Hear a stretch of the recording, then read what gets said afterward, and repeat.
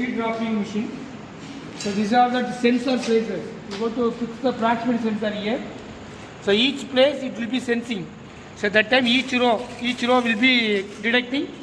Then automatically you go to stop the wheel rotating motor. This is the wheel rotating motor. Forward reverse. No need of reverse, only forward. So this is wheel rotating motor. Then this is for door open.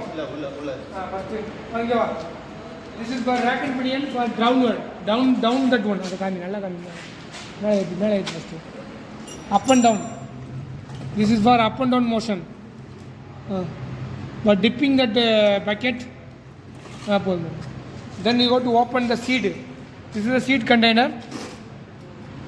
Normally actually the closed position. The seed will be putting here. If you go to open once again, close.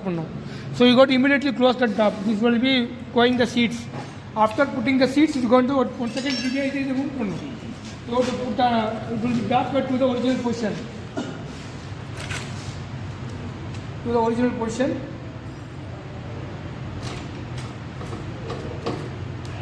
Next is similarly you go to move the wheel and you go to once again you go to stop the proximity. It will be selecting. It will be detecting the proximity. Next row. Next row is coming. Similarly, next row you go to down that one, then open, then it will upward, close, then moving. Similarly, you go to once again. You will sense the proximity and you do the programming like that way. So you go to complete your projects. So this is the three motors used.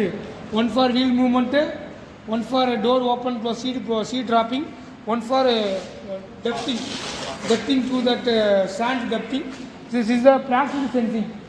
They will each and every tray. This is the distance between the tray. It will be sensing the proximity. So that time you go to automatically stop and it will do the program like that way. Thank you.